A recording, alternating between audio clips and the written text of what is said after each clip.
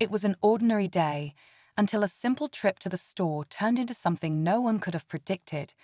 The black woman walks into a local shop, ready to make her purchase, but the manager behind the counter refuses to serve her. His reasons? They don't seem to make sense, but his attitude is clear. She doesn't belong here. The tension is palpable, and in a moment of disbelief, she knows something has to change.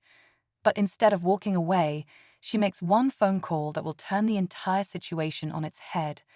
What happens next? A twist no one saw coming.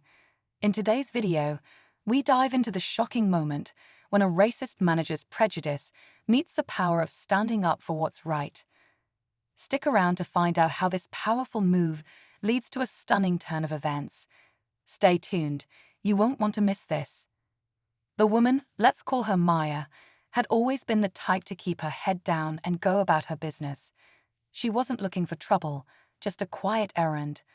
But when the manager, a middle-aged man with a cold glare, refused to even acknowledge her presence, something inside her snapped. His tone was dismissive, his body language full of disdain. She had seen this before, racism disguised as policy or protocol. Her stomach tightened as she realized that this wasn't just a mistake. This was personal.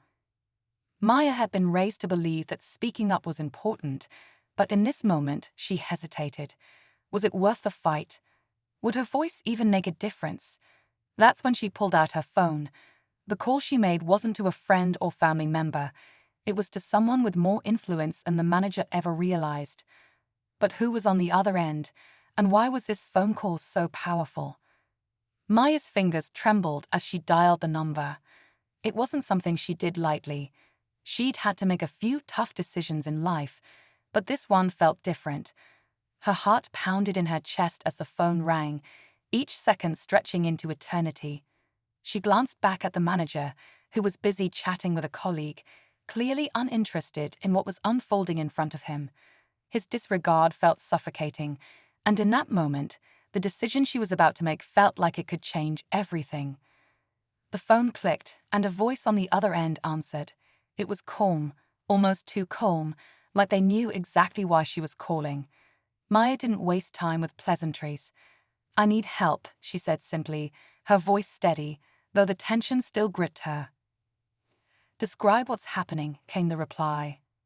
As she explained the situation, the other voice listened without interruption, processing the details with a patience Maya hadn't expected. But there was something more behind it, something that made her feel like this wasn't just a random call. She had heard rumors of a network of advocates, people who had a way of getting things done when it came to issues of injustice. Could this person be part of that world? Meanwhile, the manager, oblivious to the change in the air, continued to chat with his colleague, his smug expression betraying no concern. But what he didn't know was that Maya wasn't alone in this. Not anymore. The wheels had already started turning, and his actions had just made him part of something much larger than he could comprehend. The story of one woman in an unfair situation was about to evolve into something much more public, much more dangerous for him. Still, Maya wasn't sure what would happen next. She hadn't received confirmation, yet that help would actually arrive, or if her call would be enough to make a difference. The anxiety gnawed at her, but there was no turning back. What if she was wrong? What if no one showed up to back her up? Would her struggle only get worse? And as the minutes passed, she couldn't help but feel the pressure mounting. Maya's grip on the phone tightened as she waited, each second feeling like an eternity. The manager, still completely unaware of the storm brewing around him, casually wiped down the counter, humming to himself. It was maddening. Didn't he know what he was about to set into motion? Didn't he realize that this wasn't just about a transaction or an isolated moment of rudeness? Her pulse raced. On the other end of the line, there was still no response. Was this a mistake? Had she reached the right person? Just as she was about to hang up, she heard the voice again, this time sharper, more deliberate. "Stay calm," it said. "We've got it covered. Just give us a few more minutes." Maya barely had time to process the words before the door to the store swung open. The bell jingled loudly, cutting through the tense silence. She turned instinctively. A woman in a crisp business suit stepped inside, her presence commanding attention. Maya's breath caught in her throat. Who was this? How had they found her so quickly? The stranger walked straight up to the counter without a second glance at Maya, her gaze fixed squarely on the manager. The manager, still unaware of the impending confrontation, looked up and gave her a forced smile. "How can I help you, ma'am?" he asked. The woman didn't respond with words. Instead, she pulled out a badge, flashing it briefly before slipping it back into her jacket. "Are you the manager here?" she asked, her voice calm but icy, sending a chill through the room. The sudden shift in energy was palpable. The room grew heavy, the tension almost suffocating. Maya could feel her breath quicken as she watched the exchange unfold. The manager's confident demeanor faltered, just for a second, but it was enough to reveal cracks in his armor. The woman's eyes never left him.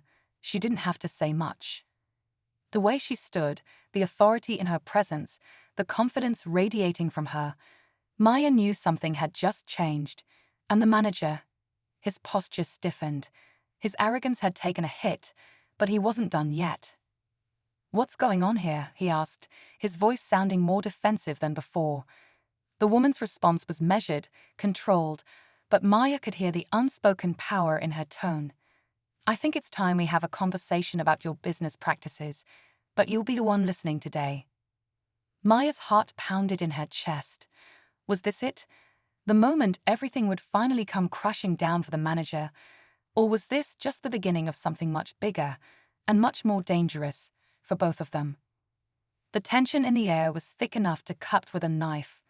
Maya couldn't look away as the woman in the business suit stood her ground, her gaze locked on the manager, who was now visibly sweating under the pressure.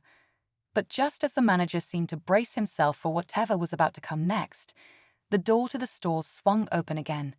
Maya turned to see two more figures enter, both in dark suits, their expressions unreadable. The first one, a man, stepped forward with a confident air, but it was the woman behind him who caught Maya's attention. She was younger, almost too calm, and there was something unsettling about the way she moved.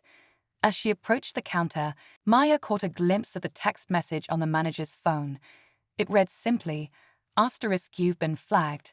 We're watching you." Asterisk. A chill ran down her spine. This was no longer just about one woman's fight for respect. It was a warning. And it seemed like the manager's actions had led to a much bigger web of consequences than anyone could have predicted. The store was silent, all eyes fixed on the manager as he read the text. His knuckles turned white around his phone, the color draining from his face. Maya could feel the weight of the moment, as if the world had paused to witness something monumental. The manager finally looked up, his eyes darting around the room, his arrogance completely gone. He was cornered. His voice, once full of authority, now quivered. I don't know what you're talking about," he stammered, trying to regain some semblance of control. But his words felt empty, hollow. The woman with the badge didn't flinch. She stepped forward, her gaze unwavering.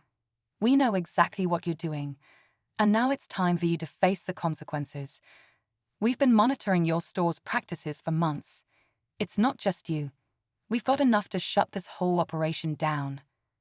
The manager looked around helplessly, his eyes pleading for an escape, but the realization was setting in. He was trapped. His world, built on entitlement and discrimination, was crashing down around him. But then, the young woman with the folder spoke up, her voice cutting through the tension like a knife. "This isn't just about today. You've been under investigation for a pattern of behavior. Your refusal of service to this woman, your treatment of others, it's all part of a larger problem, and you're not going to get away with it." Maya stood frozen, barely able to process the enormity of what was happening. It wasn't just her situation being resolved. It was everything: the manager's actions, the system he represented, the countless others who had been wronged by his behavior, now coming to light. But just as Maya thought the situation was finally under control, the phone buzzed again. The manager glanced at the screen, his eyes widening in disbelief. This time, it wasn't a text. It was a video, a live stream. Maya's stomach dropped as she recognized the face on the screen. It was the same manager, but in the video, he was yelling at a group of black customers, openly mocking them and refusing to serve them. The timestamp on the video showed that it had been recorded only hours earlier.